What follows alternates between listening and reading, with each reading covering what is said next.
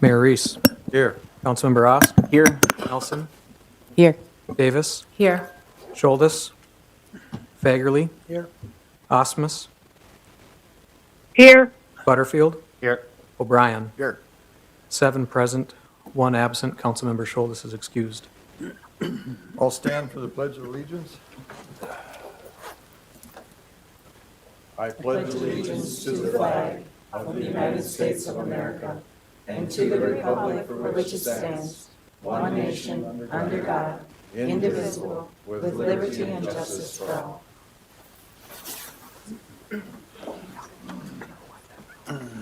Proposed additions or deletions to the agenda, Council?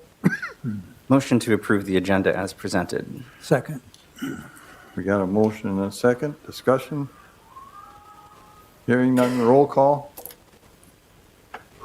Councilmember Ost. Aye. Nelson. Aye. Davis. Aye.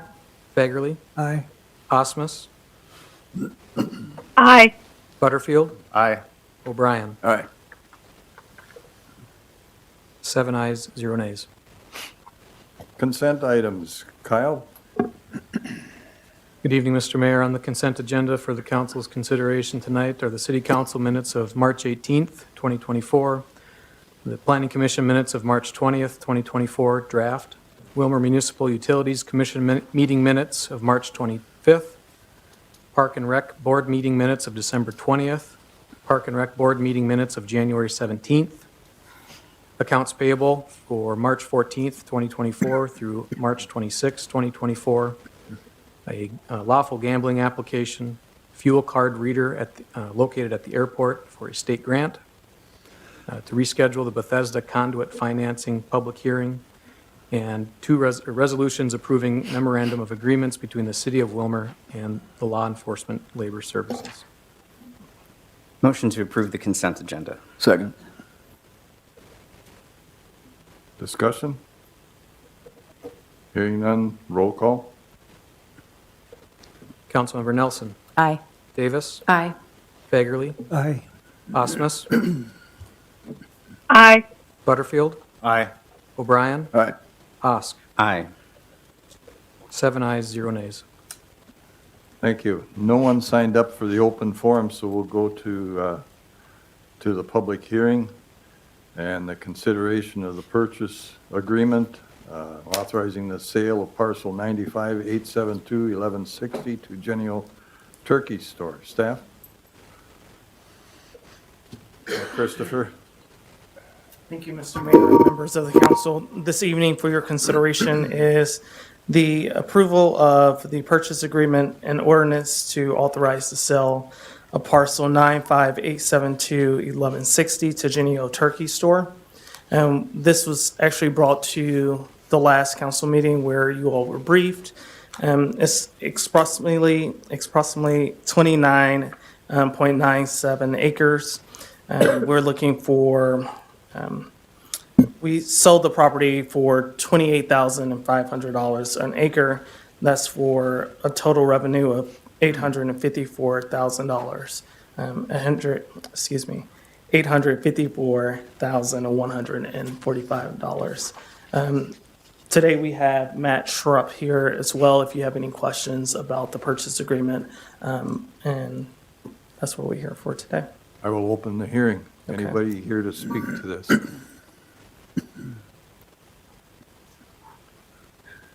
If not, I'll close the hearing.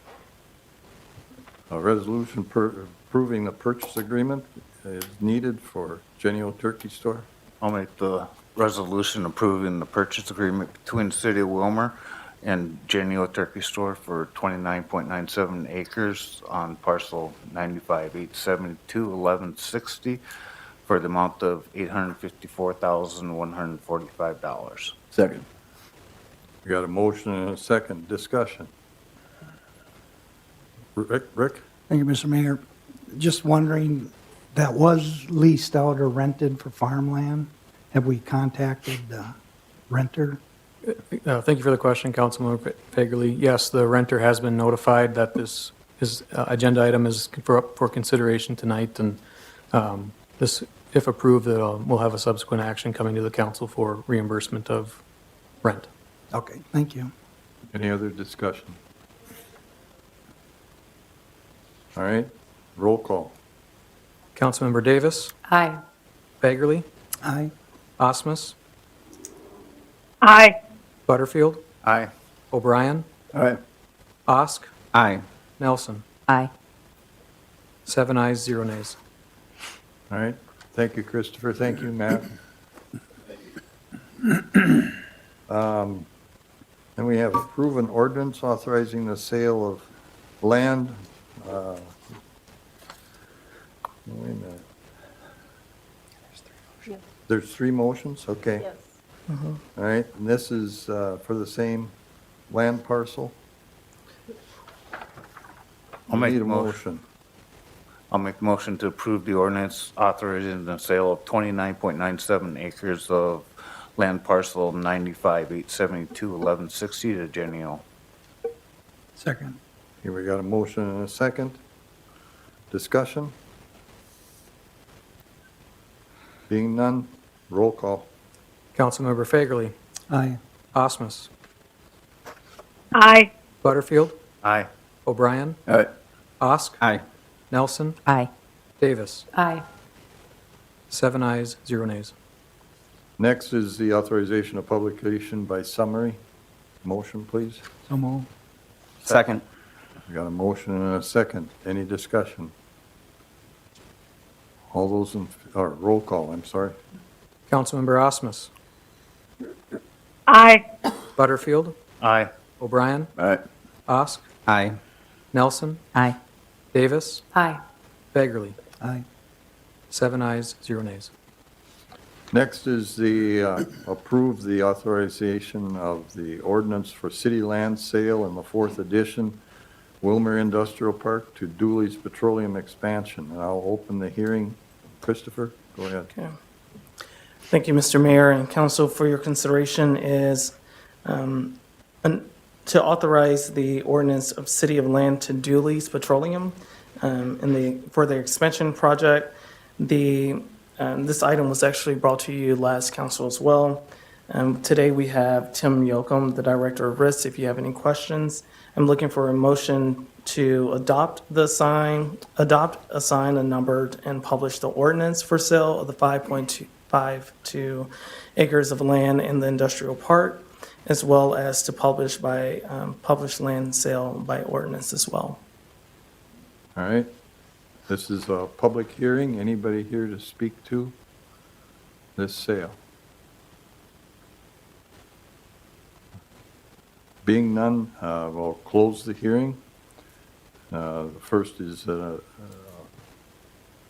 motion to adopt, assign a number, and publish an ordinance for the sale of the land to Dooley's.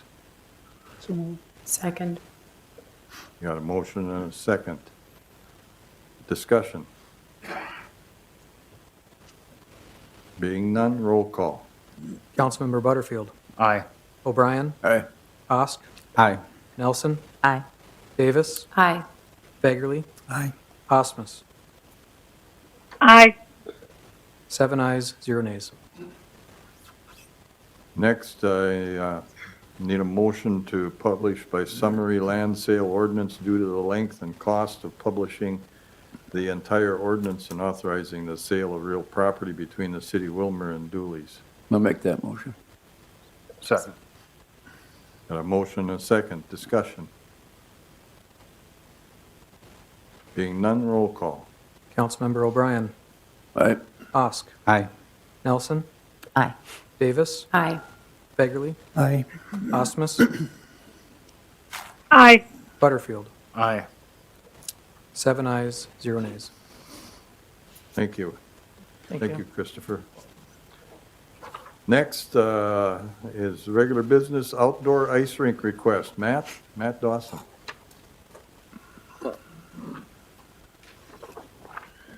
Mr. Mayor, council members, city staff, tonight I want to thank you for this opportunity, for allowing us to come. I want to take a couple minutes and do a little bit of a recap before we jump into the specific requests regarding funding the outdoor rink with the remaining $1.5 million sales tax. Hard to believe 6 years ago, Tony, John, Mary, and myself were here. That was 6 years ago, and here we are today. Invest in Willmar. The mission was building better recreation facilities to allow the Park and Recreation Department to offer more programming for seniors, young families, for employees of local businesses. These facilities and programs will help attract and retain citizens, employees, and bring customers and people from outside Willmar to support our local businesses. That's what regional centers do. They invest in their community to attract and retain people. 6 projects, 3 locations, $30 million. That's the question that went to the public in 2018. The Civic Center location, Swanson Field, Robbinsdale. That's $21 million into those 3 locations.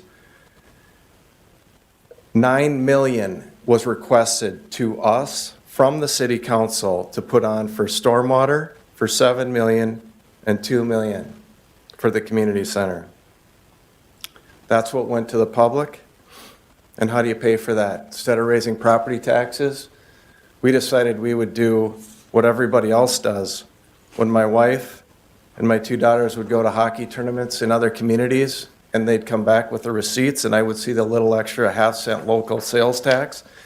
I figured if we're going to have baseball tournaments, hockey tournaments, and basketball tournaments, when they come to Willmar, let's collect from them as well. So that was the tool that we took a look at, and thankfully, we had support.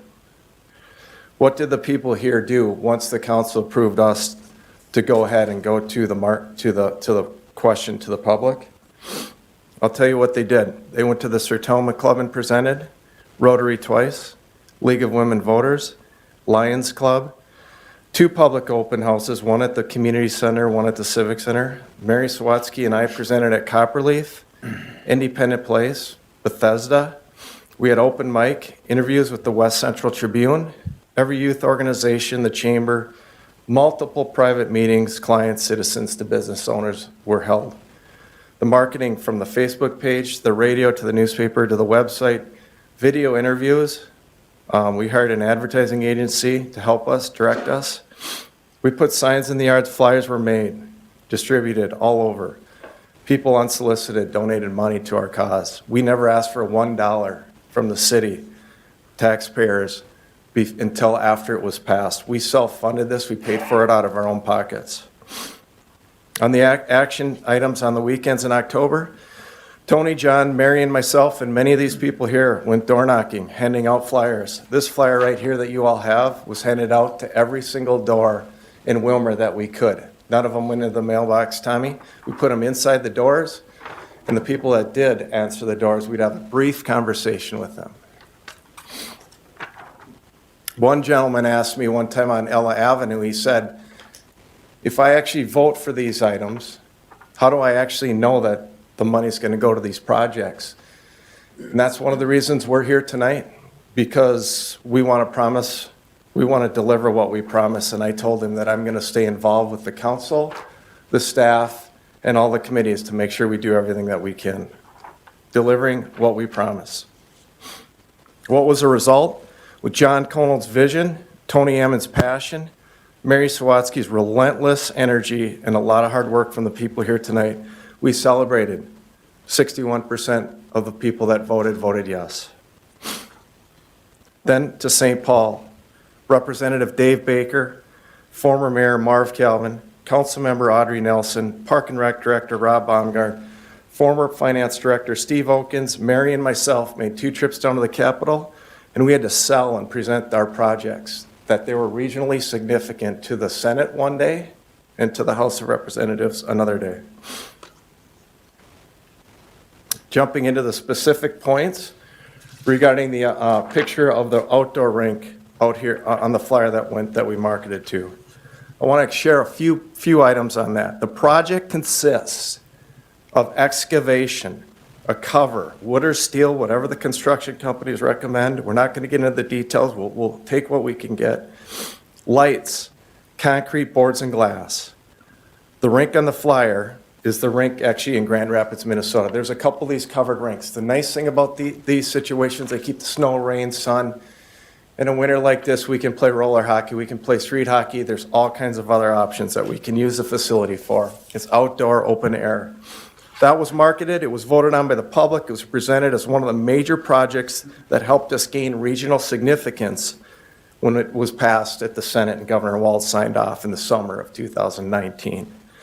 This structure can be used 12 months out of the year for various outdoor activities and events. Obviously in the winter ice skating, but it can be used for roller skating, roller hockey, farmers markets, pickleball, basketball, t-ball when it's raining outside, concerts, graduations. The Park and Rec staffing at the Civic Center location with the bathrooms and the parking and make for a perfect location. We have a spot right out there next to the Blue Line Arena. Funding the outdoor rink in this pavilion does not take any money away from another project.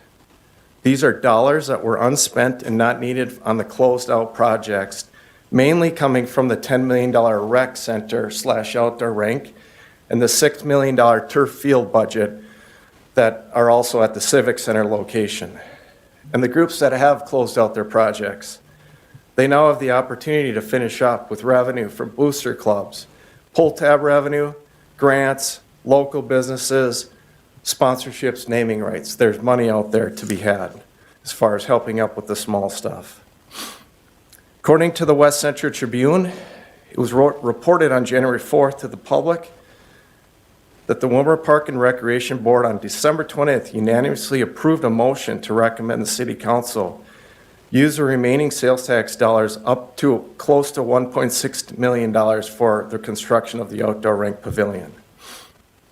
And in closing, just a little history I wanted to share. I thought some of you would find this interesting. In 1978, Herb Brooks actually drove to Willmar, Minnesota. He was the Gopher hockey coach, men's hockey coach. And he actually spoke at our hockey banquet, which is out at the Votech at the junior college at that cafeteria. And I don't remember this, but my parents in their 80s remember one of the things he said was, "I'm praying that you guys get an indoor hockey arena." At the time, the high school program practiced at Garfield, drove to Litchfield to play their indoor hockey games. 2 years later, 1980, thanks to people like Bob Tinklenberg and people that sat on the council, the Civic Center was built. And that gave kids more opportunity to come out and enjoy the facility. In the mid-1990s, local people like Ed Kaiser, Dave Rose, Doug Strand, Lee Worsham, Jim Anderson, Barry Darville, and many others. Those were the names given to me. Pounded nails, raised money, and built the second sheet of ice, which is actually the Blue Line Arena. Also giving more kids an opportunity when girls hockey started, curling, figure skating, and whatnot. Tonight, we're looking for the same opportunity. This lies in your hands. We self-imposed a tax to pay ourselves a tax, and our friends and neighbors and marketed that. And the one thing that we're here for is the one final product and one final program that can be done with the dollars that are remaining. This is the only final project. Tonight, we are seeking a motion from the council to authorize staff to move forward the remaining sales tax dollars to build the outdoor rink pavilion at the Civic Center location. Stand for questions. Thank you, Matt. Tom? Matt, thank you for your input. It takes a lot of guts to come up here and stand for what you believe in, what you were selling at the time, and stand behind that. What happens, though, if this will come in, say, at $2 million? We would not, just like all the other projects, ask and come to the council and ask for more money. The budget is the budget. We would have to scale. Maybe we don't do the concrete. Maybe we have to fundraise. We've all talked about finishing things, staying within. We would not be coming here. I would not be coming here. No one would be coming asking for more money. We would have to stay within the budget of the dollars and probably not do concrete or something like that. Okay. For starters, and maybe we'd fundraise for that then as we are used to fundraising. We've been knocking on doors since we were little for hockey, as everyone knows. So. That's the 1.5? The 1.5 is the remaining dollars of unspent sales tax dollars, correct? Okay. Vicki? I just want to thank you for bringing this to us. I'm excited about the idea. I was on the event center committee, and I am so proud of that, but it is missing the outdoor rink. And so I would like to make a motion that we put the money towards the outdoor rink. Second. We have a motion and a second. Further discussion, Audrey? Yes. Matt, you and I have had multiple conversations with this, and I'm actually disappointed to see it here tonight. I don't think we're ready for this, okay? Right. And here's why. I served on the committee, and as you stated, I've been very supportive of the local option sales tax all along. But when I look at this list and you refer to this as the one thing that's not done, I'm going to walk through. Robbins Island, we still have room for parking lots. We should probably enhance the restrooms there. We don't have money to do that in our CIP. We don't have money to do some of the other things in our CIP, and this local option sales tax is an opportunity for us to finish some of the projects that we have. Going to Swanson Field, we didn't get new restrooms. We didn't get that new area redone that was talked about. There wasn't money to do that. So that project didn't get finished. Stormwater, we're still working on. We will still need more money than 7 million with that. I'm not saying that we need to put more money into that budget with that. The rec center, locker rooms, it's been on the CIP, on the list already coming forward with things that need to be done to the event center. We don't have seating for concert and shows in the new event center. We didn't enhance that. Those are all bullets that are on these things also besides the ice rink, okay? Go to the recreation fields. There's no bubble over that. Correct. We already are concerned about how we're going to be able to pay for those turf fields in the future. The school uses them, we use them. We don't have any type of partnership with the school for replacement of those. How are they going to come back? They're going to come back. What is it going to cost us to maintain another ice rink? And Vicki and I were discussing this before. We disagree on it. That's fine. fine. But she also indicated that one of the things that's being talked about is taking down the ice rinks around the other community. I have a concern about that. Not everyone wants to go out to the event center. So before we make a decision with a new ice rink somewhere else, how are we going to do the other facilities? And so I'll be voting no now, not because I don't support this in the future. I will support us looking at a new local option sales tax when we can, because that's what regional centers do and that's what other communities do, or look for grant money or look for other ways to enhance this. I've had people who actually worked on this say that the money should be used that would benefit more people. I don't know that. I'm not a hockey person. I don't know how many people. I hear one day that there aren't as many people playing hockey. The next day you hear there are. It's something that we should have.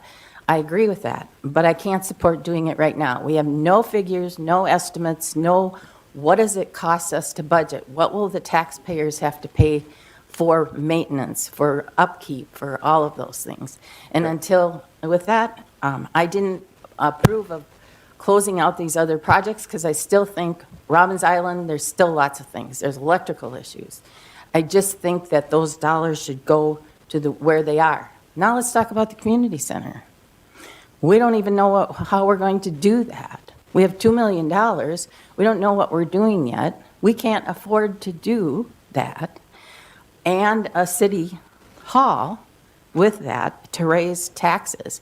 Why would we not want to take, if we're going to do something with the community center, why would we not want to use $1 million or whatever for the community center versus an ice rink? That's where I'm at right now. Okay. We're not there. And so you and I have talked about this multiple times, not against hockey, not against an ice rink in the future. I just don't think that we're ready for that right now. Can I respond? Yes. Okay. I don't know all the rules, but I want to respond. Number one, the council voted to close out Robbins Island. The council voted to close out Swanson Field. The council voted to close out the fields.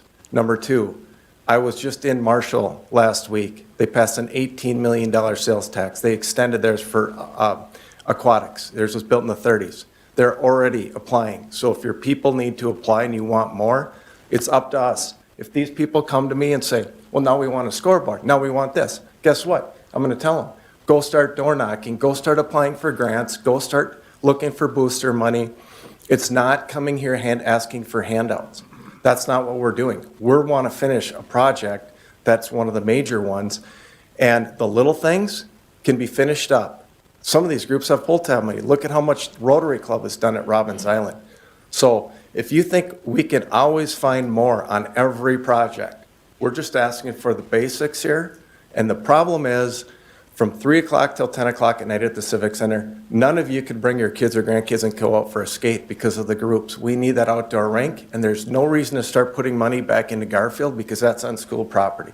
Okay, so when, at some point, this is where we want to invest our money. It's where the staff is. It's where the resources are. It's where the AEDs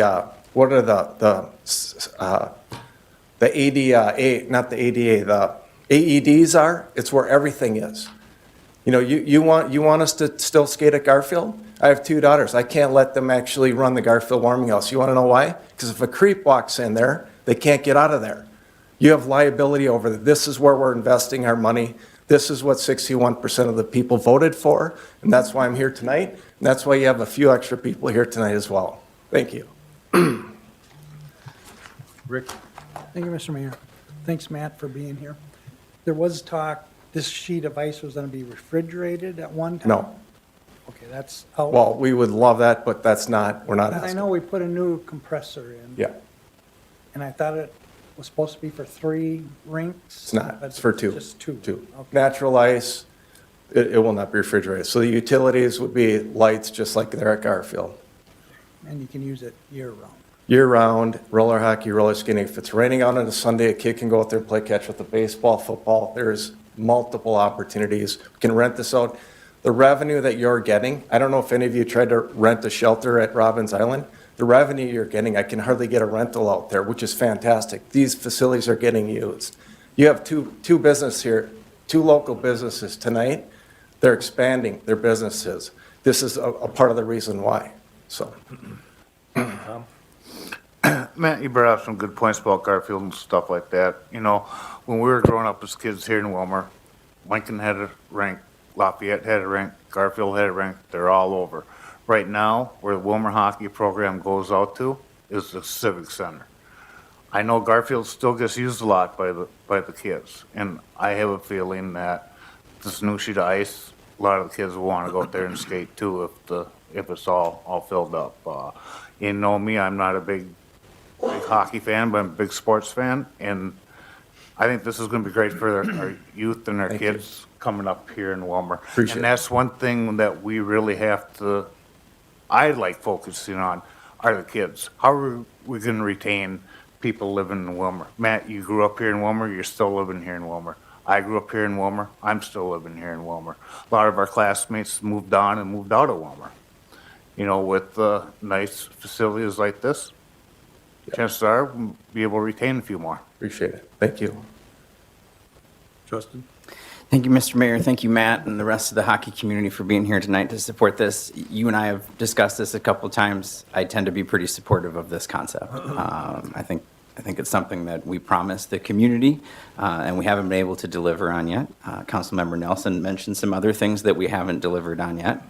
But we've got to be able to prioritize, one of those. And I'm comfortable with this being the one that we prioritize. However, the motion seems out of line from what you were asking for, or what I think I could support tonight, and that's looking further into this.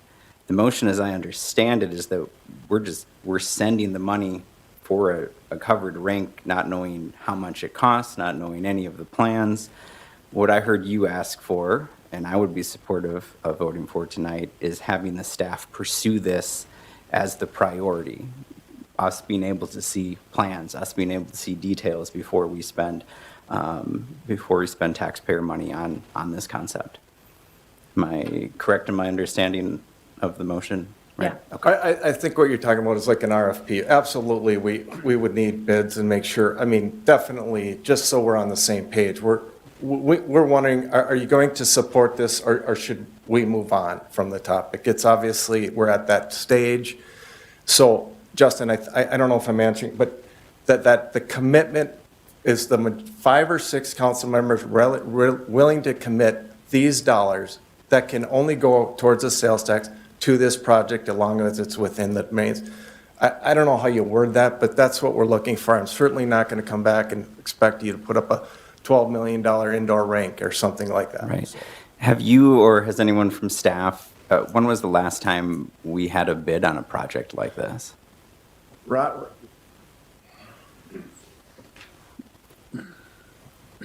Good evening. We spoke with Marcus Construction in December of '23, and they gave us an estimate between 1.2 to 1.4 for the outdoor covered pavilion. What does that include? The roof, the concrete, the footings and everything, the site work and everything, doesn't include the boards, so the boards are 230 from Becker Arena. So we have some of the preliminary stuff set or in the works.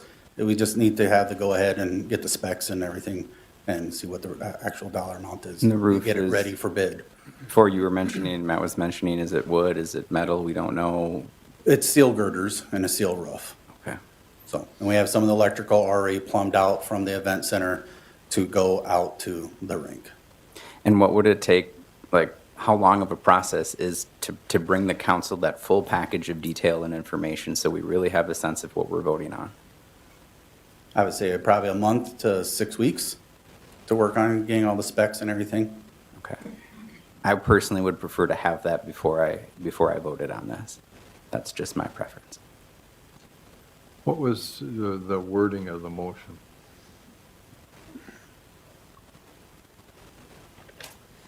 Mr. Mayor, I don't have it written down word for word, but it was to approve the dollar amount to go towards the rink.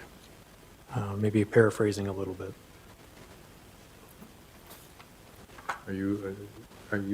You're not comfortable with that? I'll be right with you on it. No, I'd prefer to see, I'm comfortable spending that money on the rink, but I want to know the details of the rink first. I feel like that's more in line with what we're used to seeing. You know, I think, seeing something from an architect, having the staff had spent some time to investigate and bring us an action report request. Dedicating the money, not knowing, maybe things have changed, maybe it comes in at $3 million. Well, now that's different.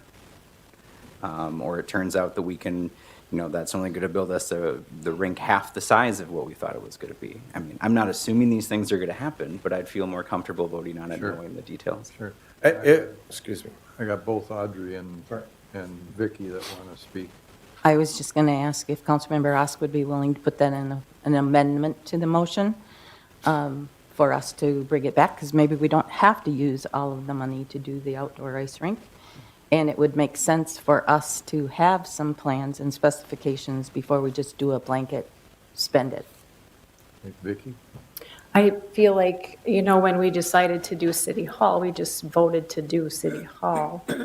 And now we're looking at locations and the architecture. Whereas with this, I think it's okay to approve up to a certain amount and then go from there. Why would it hurt to do it the way Justin was asking us to do? If the majority of the council votes to move this forward, then let's do it the normal way and do plans and specifications and bring it back for us to look at before we just do a blanket yes. Let's bring it back to you, Justin. Yeah, Tom. Well, my understanding of the motion was it'd be approved up to the $1.5 million. And then I asked Matt, what happened if it came over? Matt said they would have to make some cuts on it or do fundraising to get it done. This way we're getting the ball put in motion, something that was promised to taxpayers 6 years ago when this was voted on. So we do have the funds there for $1.5 million. That would be the limit that they would have to work with. If it came in at 2.5, they're either gonna have to do some cutbacks or fundraising. And they already kind of know what they have. They already have their ballpark figures. They know where they're gonna go. They want to get this done. They want to get it started on. Now is the time for them to finish it up. We can make that decision for them tonight so they can get the ball and run with it. Justin, there was a question. Would you be open to an amendment? I'd be open to an amendment. I'd also just be open to, no, I guess I would be, yes, I'd be open to an amendment. And I feel like Councilmember Nelson raises another good point. What if it comes in under? That's an interesting question. To Councilmember Butterfield, your point about if it's 2-3 million, they're going to make some cutbacks. Well, if their cutbacks mean they're taking the cover off the ice, which I'm sure you wouldn't, I mean, right? we Kind of can- defeats the yeah. point. Then I probably don't want to prioritize it anymore. Their cutbacks could make a significant change, in what we're voting for. So, I mean, I'm happy to declare tonight that this is our top priority. I'm happy to instruct staff to move forward with it. I just don't think I can vote for the motion as it currently stands. Audrey? Why are we not following the same protocol? If we prioritize this and say we're going to do it, we had very specific protocol in place for all of the projects that we all reviewed, and we voted on every single one. So I can support where Justin is at, with Councilmember Osk is at. I can't support just the blanket do it. Tom? In replying back to Audrey, when all this came back to the city council to vote on, we were under the understanding we were gonna get back the bids, prioritize everything, and go on from there. When all the bids came in, everybody that had their pet projects, yep, and we pushed everything through as is.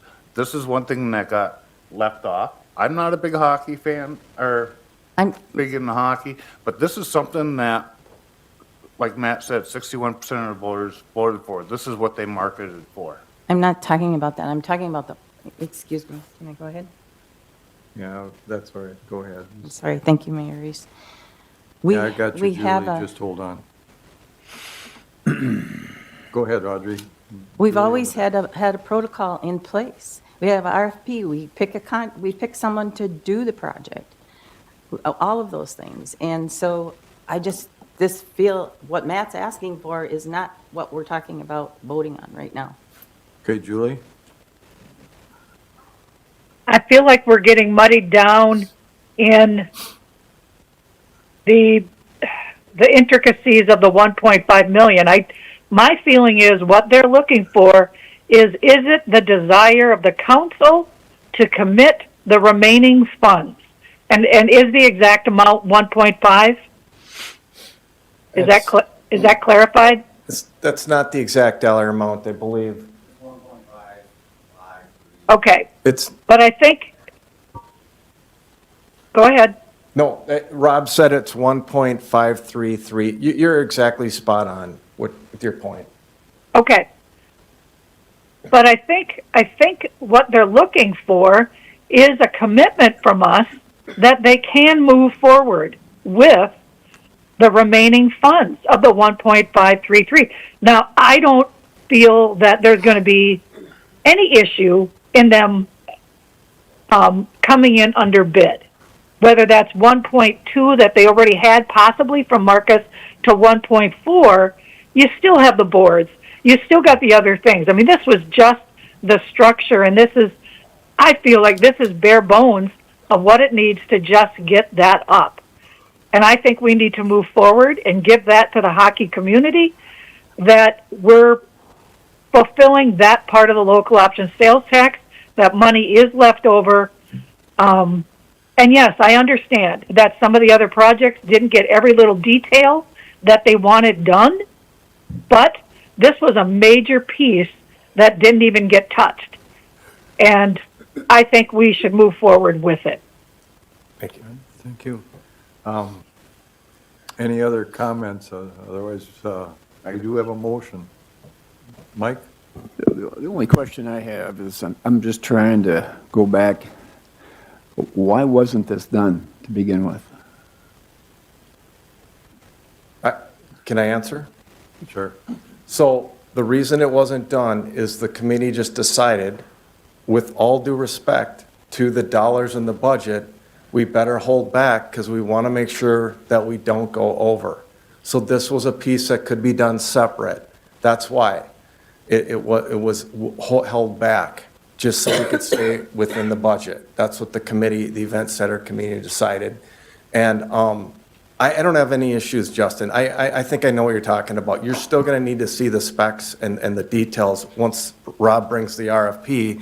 Are you happy? If looks like it's not quality, I would hope the council then could say, well, after you've approved us to move forward with the remaining funding. And, sorry, Mr. Mayor, I think Julie was. Yeah, I know Julie Sorry. wants to speak, but I wasn't going to Okay, interrupt you. thank you. Julie?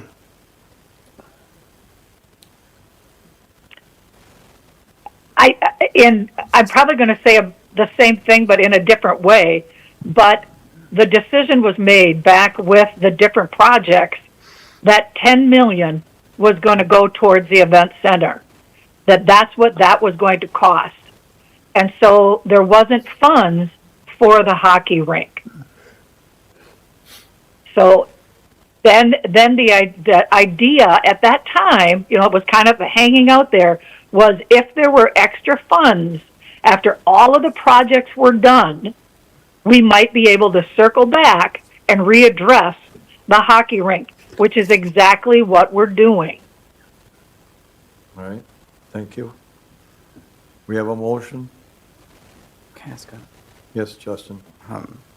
Wonder, Mr. Scott, if you could just clarify for me, based on the motion as it's currently stated, if we see specs in the future and we vote down the specs, we can reappropriate that money back to other causes, and then at that point?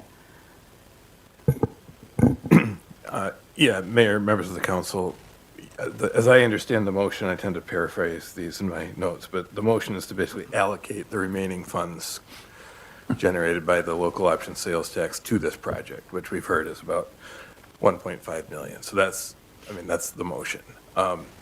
The council should understand this is city-owned property. This will be a city project. For this to go forward, the city will need to obviously design the project, enter into a services contract with an architect presumably to design plans and specs, go bid the project, award the project and so that whole sequence of events would be yet to come. If for some reason this project is not what the council understands it to be or cannot be completed for a reasonable price, the city, of course, would have the option to not go through those steps, not award a construction contract, and reappropriate whatever money is left. Thank you. Anything else? Audrey? Just clarify then that what Mr. Scott said will be in our minutes, I would think. will be represented in the minutes that way. All right. Roll call. Councilmember Osk, Aye. Nelson, No. Davis, Aye. Fagerly, Aye. Osmus, Aye. Butterfield, Aye. O'Brien. All right. 6 ayes, 1 no. Thank you, Matt. Thank you, everybody.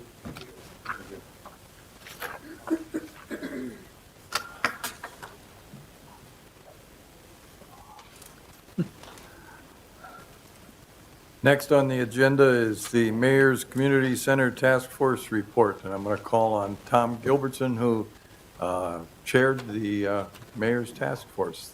Welcome, Tom, Thank you. the new dad. That's right.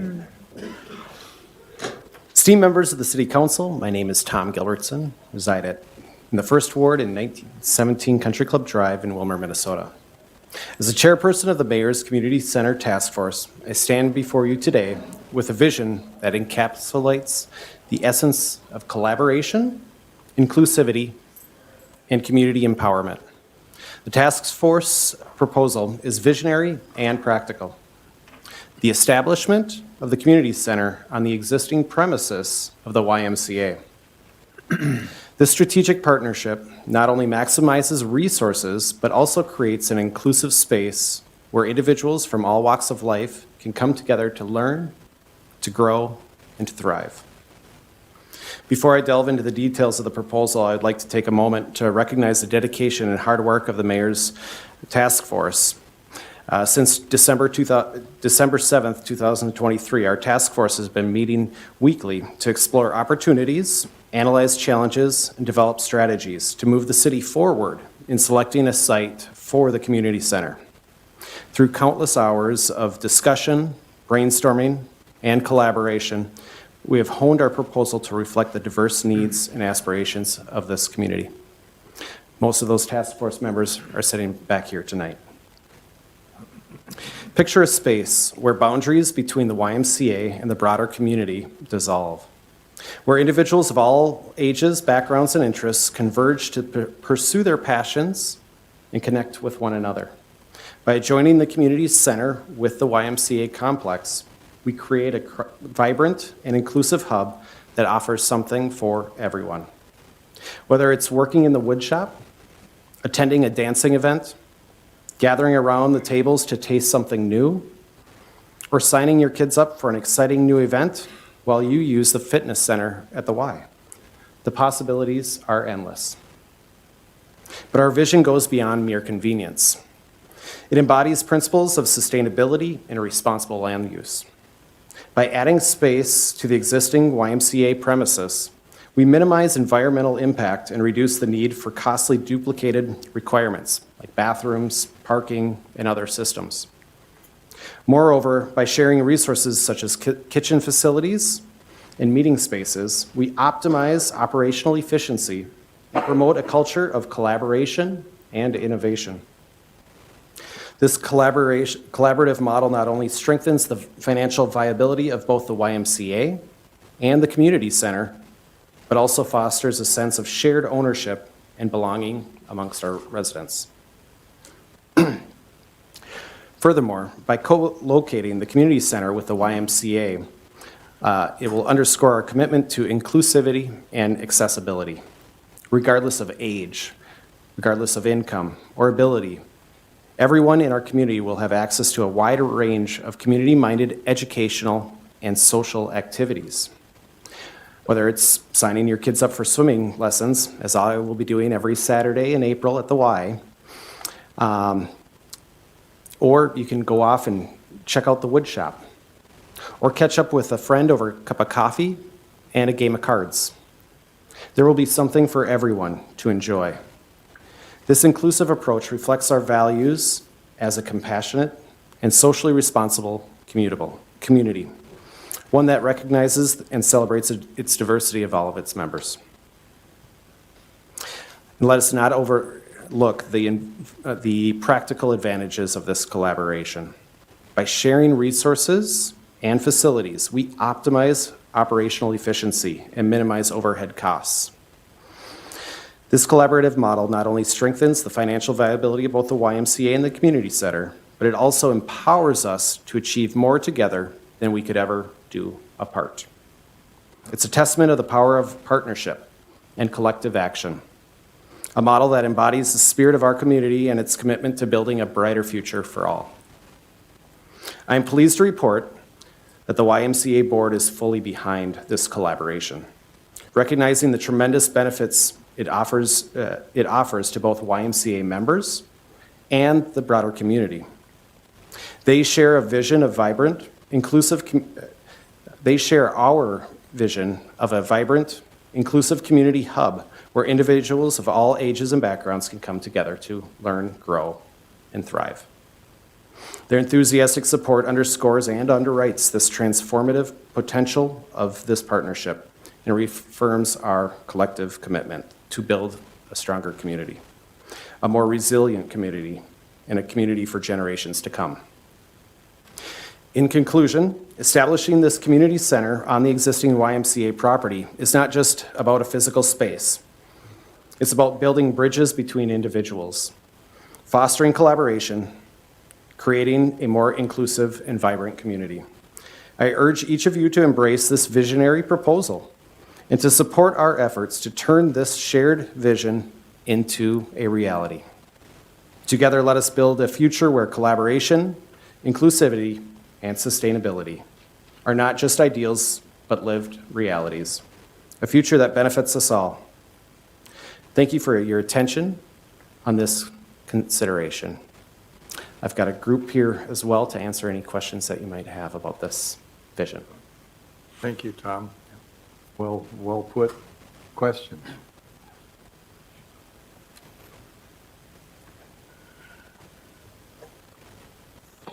We have Dennis Anderson and Diana Fry, who served on the Mayor's Task Force in front of us. Did you have anything you wanted to say, Dennis or Diana?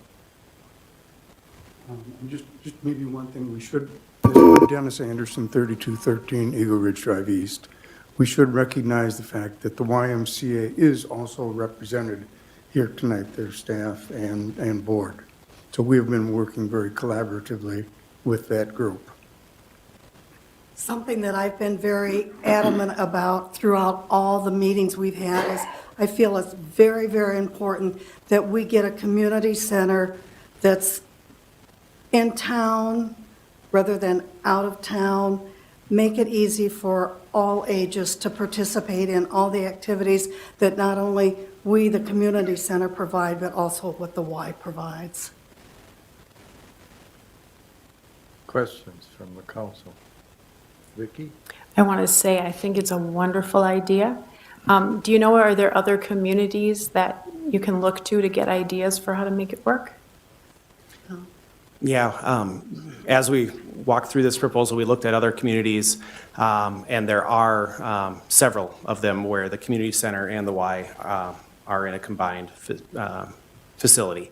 Some of them that we looked at maybe do a rebranding, so it's not necessarily just the Y or just the community center, but a new facility where they all come together that's marketed in that way. Yeah. Okay, thank you. Yeah. Rick? Thank you, Mr. Mayor. So are we talking about building a new building or attaching one? Will they own it? Will we own it? We pay rent or? Great question. I think ultimately that's still to be decided. As we were looking at it, the path that we were likely taking, but that would not be according to our task force. Our task force was mainly told to find the best facility or best location for the community center. And so we looked into what that would look like. Ultimately, the idea would be something where it would be attached to the YMCA. They are currently looking at their space and their needs at this point, and looking at capital campaign. And so it would be in a collaborative essence of a separate area that's specifically for the community center, as well as the Y area as well.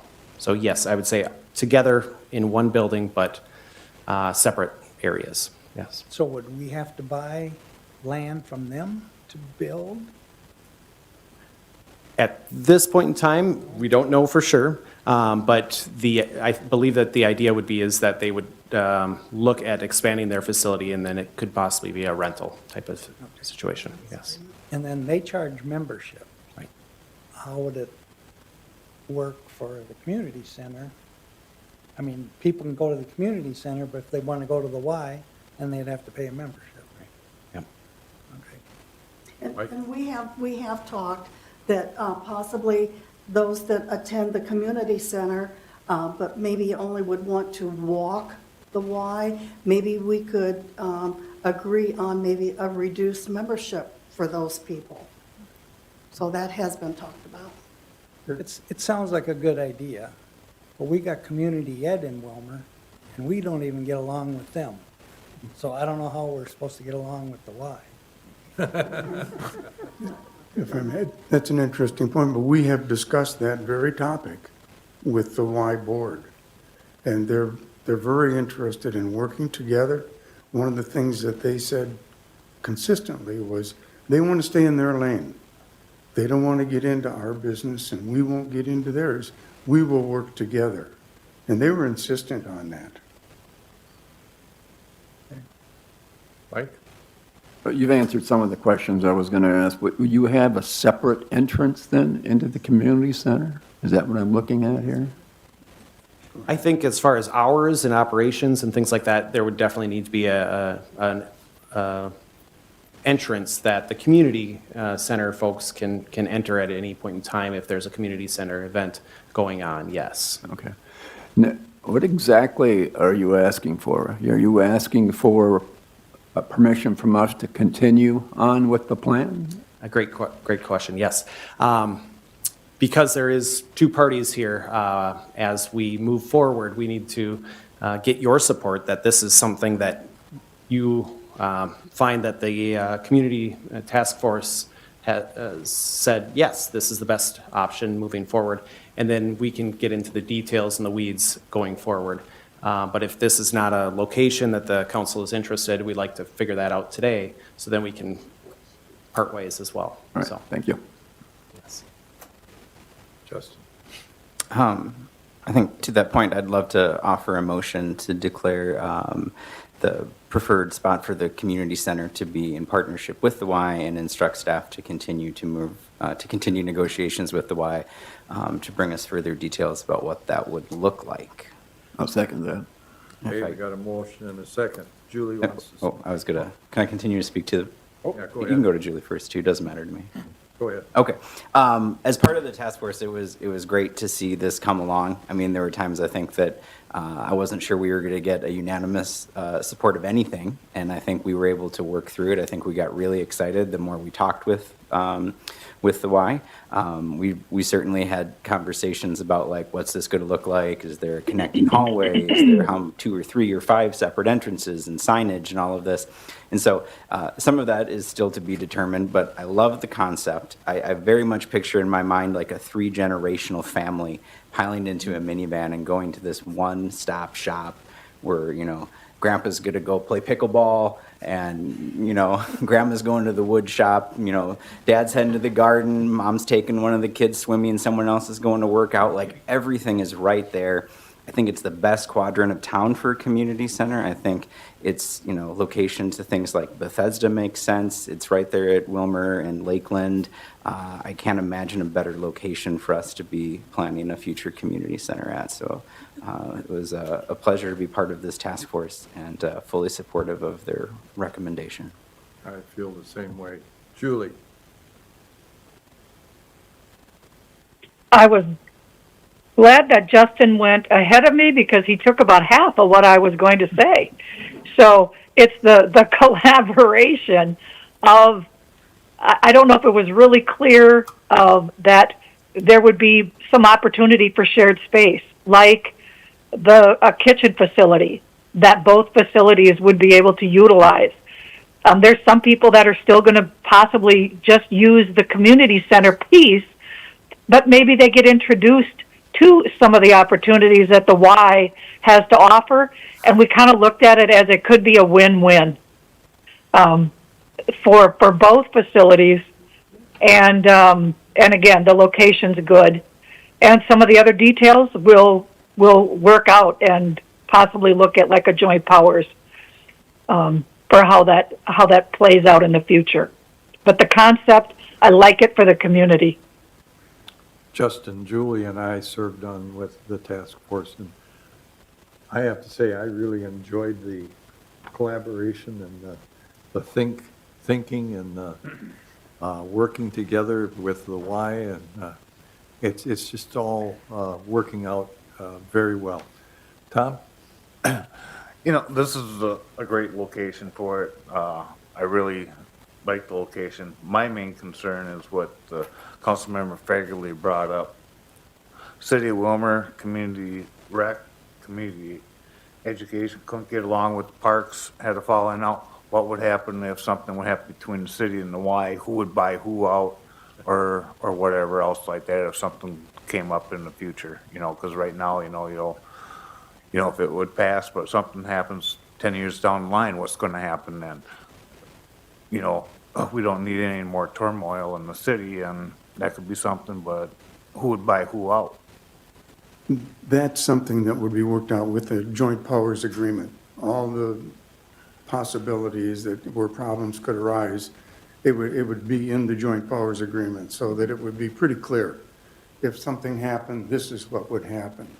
So there wouldn't be any question as to how it would move forward. Julie? I also wanted to just emphasize that if this does go forward, I'm still very protective of the community center and the community center programming that is going on right now. And I wouldn't want, if this goes forward, I wouldn't want the community center, people that use that facility now to feel that they're not going to have a say or that they're going to lose things. Things may look a little different.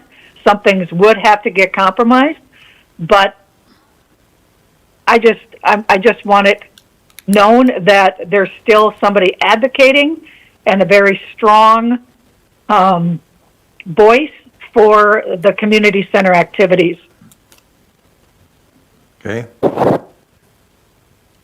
Audrey? Thank you, Mayor Reese. I'm supportive of moving forward with it. I do think it speaks to the city not competing also with other entities, whether that be the Y or the community ed and rec, or community ed. I don't think we have to duplicate things that are happening in other locations, but to work together for the best of what's available for the community. And also just, there are space needs and those types of things. I do have a concern about what we can afford to do.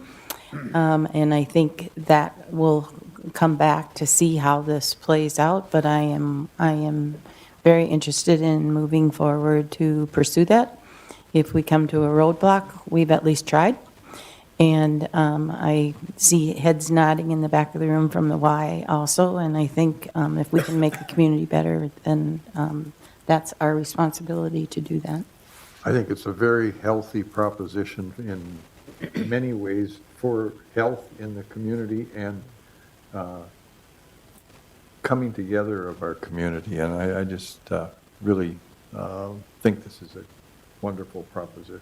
So, Justin. Yeah, just really quick, I just wanted to point out that I think some of the questions about how can the city get along with the Y, aren't we competing with them? Like, I think that's how we walked into the room the first time, maybe from both sides of things. And quickly that us-them language started to change to kind of we language. And we've been talking about the Y a lot. I'm just wondering, like, maybe someone from the Y or from the board, just if you wanted to address the rest of the council and just share a couple quick thoughts on why this works for the Y and your commitment to this possible partnership.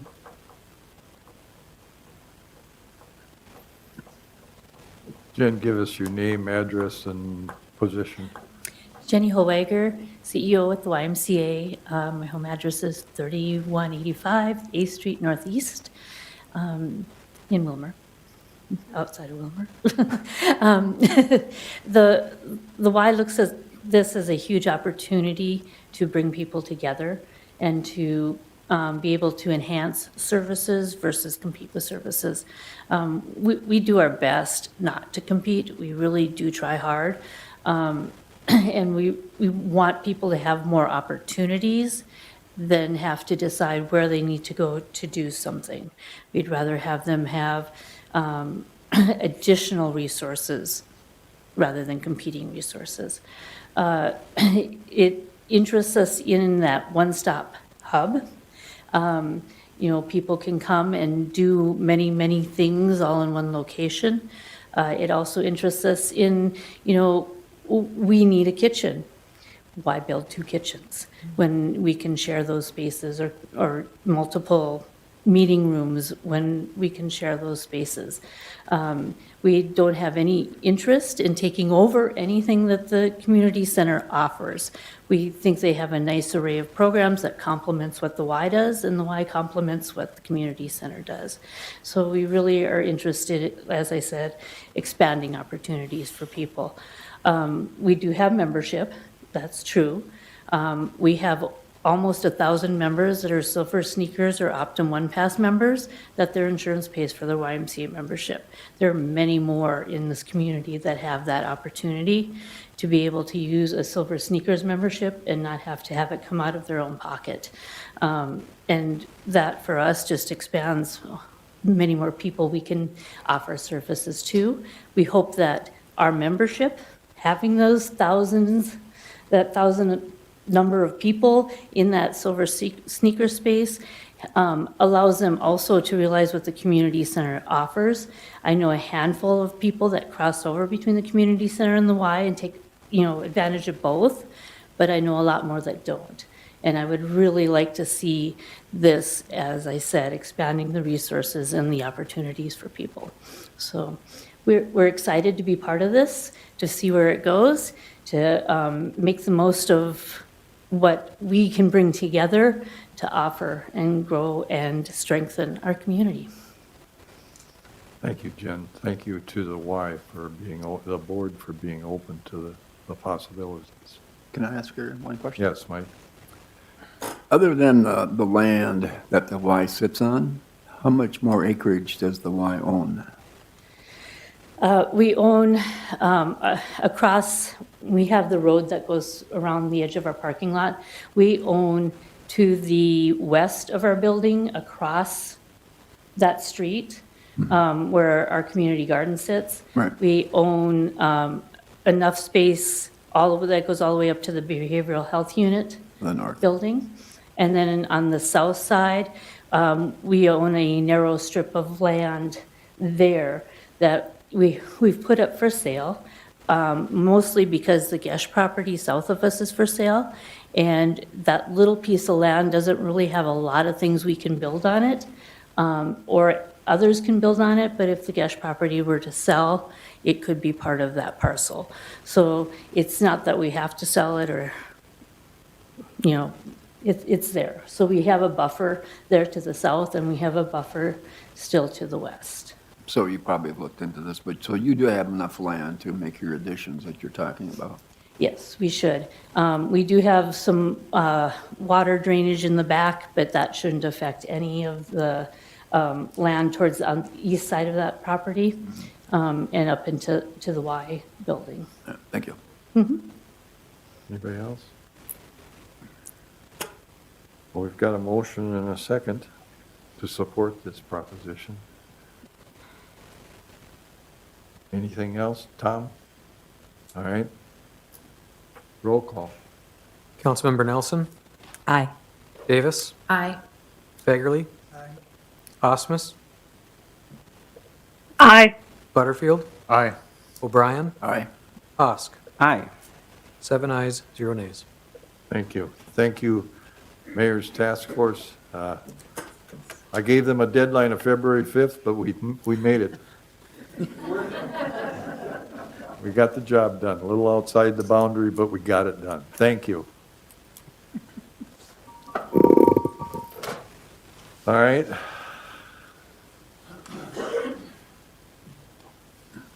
Project 2401A bid award and AS bid budget.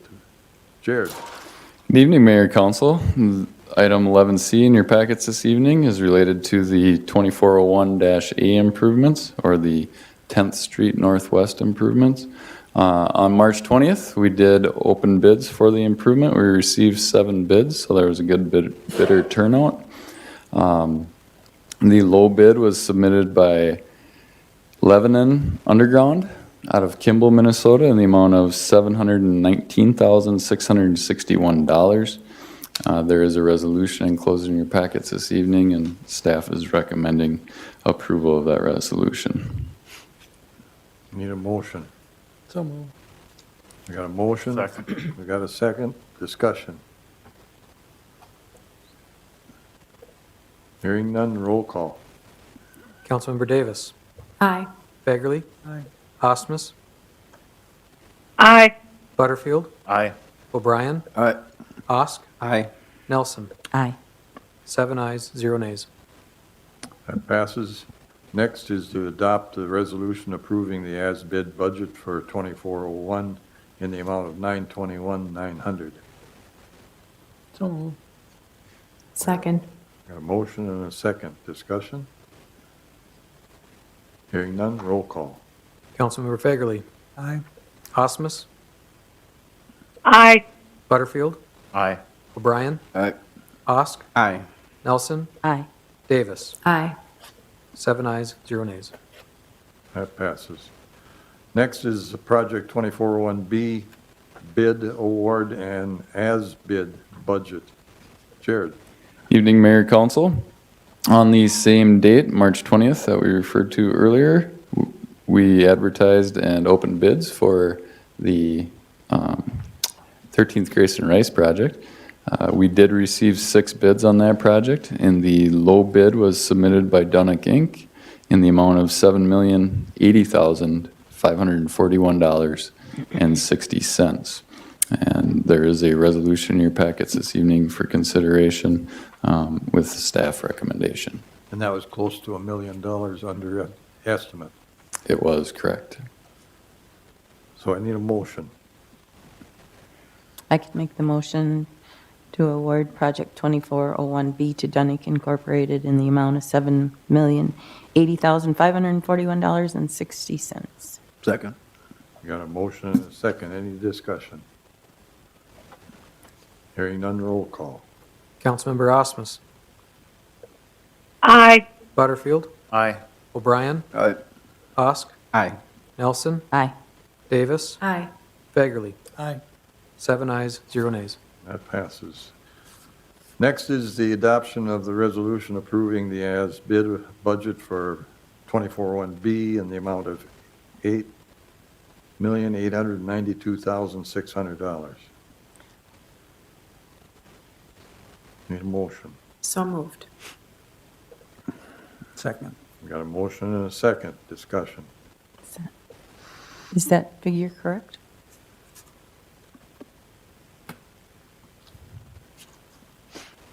Correct? Yes. Okay. No discussion? Roll call. Councilmember Butterfield, Aye. O'Brien, Aye. Osk, Aye. Nelson, Aye. Davis, Aye. Fagerly, Aye. Osmus. Aye. 7 ayes, 0 nays. Thank you, Thanks, Jared. Council. Can I ask Jared a question, please? Mr. Lepatka was here a few meetings ago. Did you ever get a hold of him? He had a right-of-way or easement issue? Yeah, so staff has met regarding the, and we researched the documents and are in the process of putting that information together to bring it back to council. So I would anticipate that the next meeting or two. Okay. Yep. I hadn't heard anything, so just Yep. wondering. Absolutely. Thank you. Thank you. Thank you, Rick. Thank you, Jared. Next, Chief Elt, review of the 2022-23 Willmar Police Department body worn camera audit. Good evening, Mr. Mayor, members of the council. Hopefully a very light topic for you here. Just bringing this to you for information that as part of the police department having a body camera program, the legislature requires a biannual audit of the program. So they just finished up we had an independent auditor look at the 2022-2023 body cam program, and they issued their findings there, and I can go over it very briefly. It's hard to believe, but the body camera program for the police department started back in 2017 with our public meetings that we were required to have. The council approved the purchase of body cameras on December 4th, 2017. The purchases were made, and it was August of 2018 by the time the equipment came in and everything was put in place to start that. It's been a very successful program for us. We've recorded, thousands of hours of data that's been helpful for criminal prosecution, for officer safety, for training purposes, and things like that. What this audit does here is they go over several different points to make sure that we're in compliance with the state law and state statute. Various things like data classification, whether it's public or non-public, retention time periods for all of our body camera footage, no matter what it is a retention period of 120 days. We're only required for 90, but we keep it for 120.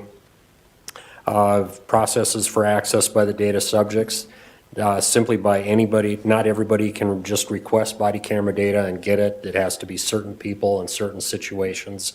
And even then, sometimes faces have to be blurred or certain information removed so it's not made public. They verify the technology and our inventory of that, and currently we have 27 body cameras that we rotate between personnel, and we're actually on our second generation of body cameras for the police department now too. They verify the use of the system and that we only use department-issued cameras. The access or authorization to access the data through the public, non-public, and interagency. We're allowed to share it with other agencies as long as we have that in policy, which we do. They have to authorize our vendor for the body cameras and the data storage method. We started out storing everything locally on a gigantic hard drive, and now we store it to the cloud because it simply is such a large amount of data to handle that that's the cheapest way to do it. To start the body camera program, they verified that we did do the public comment portion back in 2017, and then they also look at our policy and go over that. In the longer document that's in your packet there, it talks about the findings from each one of those areas of the audit. Everything was found with no discrepancies noted except for policy. And just to go over that real briefly, what they found in our policy is that there needed to be an addition to the policy in one of the sections there for prohibiting the altering, erasing, or destroying of data or metadata related to the recording prior to the expiration of the applicable retention period. I could explain that a little bit. That's something that we have many safeguards in place to make sure the data doesn't get altered or destroyed. But they made a change. Our policy had been vetted by the Minnesota Post Board, which does the licensing for officers. In 2023, the legislature made a change to add that specific sentence to it. That was put in place on August 1st was the effective date there. A few things happened in the legislature this last year, kind of like our SRO program, where some things slipped through the cracks and the right people didn't get notified until late. That was one of those things that we just found out about. We've already made that change to our policy. We did it immediately, and it's our policy is also on the city website also. So I stand for any questions you have, but in short, it was a successful audit, and I owe a lot of credit to Ross Meeby, Officer Ross Meeby, who is our computer forensics technician that really knows his stuff when it comes to body cameras and makes sure that everything is, over a 2-year period, is organized and well documented. All right. Thank you, Jim. Chief, any questions? Well, thank you, Chief. Thank you. Kyle, how long is the safety action plan? I'm either going to take a 5-minute break now or before the closed session. I can be quick, Mr. Mayor, unless All right. there's going to be questions. All right. City of Willmar's safety action plan. Kyle. Good evening, Mr. Mayor, members of the City Council. Throughout this request, or throughout this process, the safety action plan is a result of, through the RFP proposal process, we sought the assistance of qualified consultants to assist with the development of with our Safe Streets for All grant that the city received. At its completion, the final document will provide the city with a multi-year actionable transportation safety plan that incorporates infrastructure projects and potential programs that will lead towards the goal of 0 deaths and serious injuries. This project is associated with the successful U.S. Department of Transportation Federal Highway Administration Safe Streets and Roads for All, our application which was successful. The FWHA has awarded the city $200,000 of the estimated $250,000 in total cost for the development of this plan. As a city council, as staff, we put this up, it was brought out. The city council understands the importance of reducing or eliminating fatal and serious incidences for all roadway users, including those who walk, bike, drive, ride transit, and travel by other modes in our community. The city is committed to a holistic approach in how we think about transportational safety and how we prioritize investments across the city's entire transportation system. By developing the city's first safety action plan, we will commit to providing a framework of innovative strategies and implementation actions that will ensure the reduction of fatalities, serious injuries, crashes, and support federal safety initiatives. At this point, I'll stand for any questions, Mr. Mayor. The request tonight would be to approve. I'll back up. The correct request tonight would be to approve the proposal submitted by Bolton and Mink for their safety action plan for the city of Willmar. I'll make that motion. Second. You've got a motion and a second. Discussion? Audrey? Thank you, Mayor Reese. Just a question on how this fits with our ADA plan, and when I think about some of the safety things. That's a great question, and I will ask our city engineer maybe to help out answering that. Thanks, Mayor, Council. So as Councilmember Nelson indicated, we did do a ADA transition plan a number of years ago. There were some deficiencies noted in there. As part of the SS4A, what Kyle was referring to, pedestrians, vehicles, bicyclists, all of that will be reviewed for future planning projects. So essentially, it's a safety audit within the community that will then have a plan document that can be used to apply for additional federal funding in the future. One item that we did note after the last council meeting was to review a specific location as it relates to pedestrian safety and crossings near Ella Avenue. So, Any other questions? Just to express a concern, I know we were behind on our ADA plan, and I'm just curious if we'll get caught up with some of the things. yeah, so if I can respond to that, so the ADA transition plan ultimately identifies those locations within the community that the pedestrian ramps don't meet current guidelines, or there's the sidewalk is not level, or it exceeds 2% cross slope. So while that will be incorporated into this plan won't necessarily address this plan. The SS4A will not fix those at this time, but it'll definitely be reviewed as part of the supporting documentation to be included in this plan so that future federal funds can be accessed. Yep.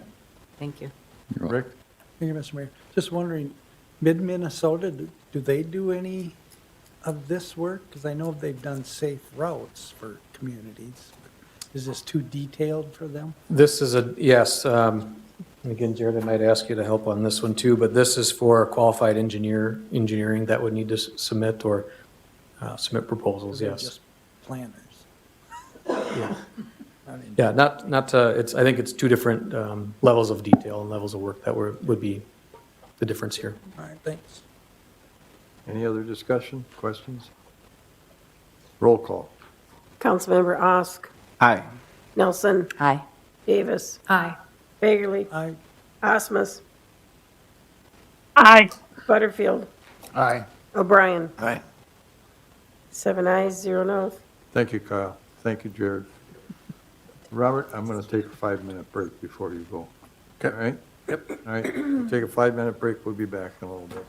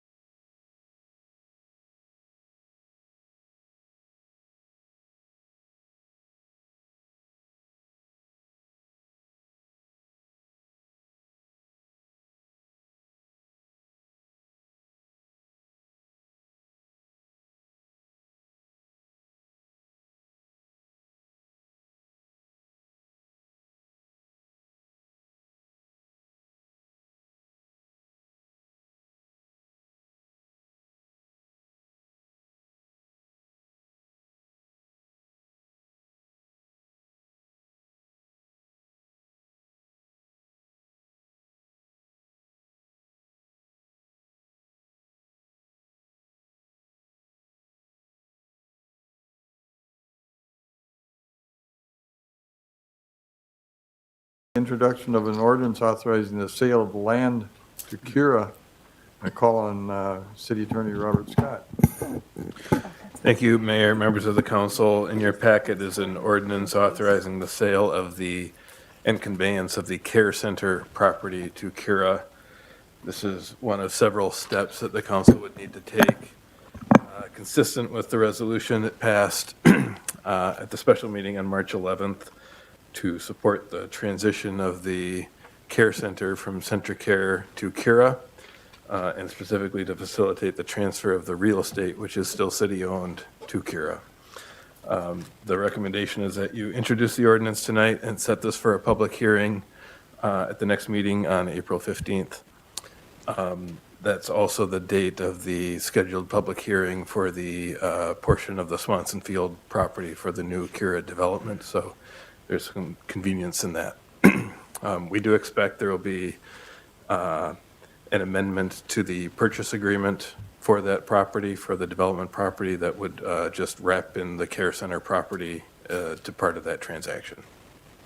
But the recommendation for tonight is just to introduce the ordinance and set the public hearing on just the care center transfer. And this is just on the care center property. I want that.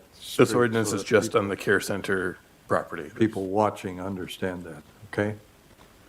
So we need a motion to that effect. I can enter that motion to approve the ordinance, or introduction of the ordinance authorizing the sale of 4.1 acres of land to Cura, and call for a public hearing on April 15th at 6:30 PM. Second. We got a motion and a second. Discussion. Roll call. Whoop, Tom, I'm sorry. Again, just to make sure, this is where the current building is at, not the parkland. I Right. just want to make that, Mac, Yeah. that's make what sure I that's clarified. clear. Yeah. That's correct, yep. Any other questions? Roll call. Councilmember Nelson, Aye. Davis, Aye. Fagerly, Aye. Osmus, Aye. Butterfield, Aye. O'Brien, Aye. Osk. Aye. 7 ayes, 0 nays. That passes. So the next is a motion. We need a motion to authorize the publication of ordinance by summary. So moved. Second. We got a motion and a second. Discussion. Roll call. Councilmember Davis, Aye. Fagerly, Aye. Osmus, Aye. Butterfield, Aye. O'Brien, Aye. Osk, Aye. Nelson. Aye. 7 ayes, 0 nays. That passes. Next is a closed session. The agenda item is a closed meeting pursuant to Minnesota Statute 13D.05 Subdivision 3C to develop or consider offers or counter offers for cities' purchase or sale of real property and/or determine the asking price for real property to be sold by the city. Legal basis for the closing of the meeting, this portion of the regular meeting of the city council will be closed pursuant to Minnesota statutes 13D.05 subdivision 3C. The following real property will be discussed separately in the closed session.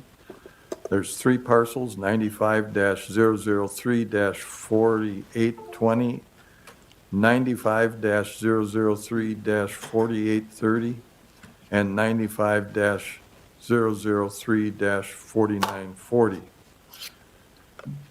I need a motion to close the meeting. So moved. Second. Got a motion and a second. All those in roll call. Councilmember Osmus,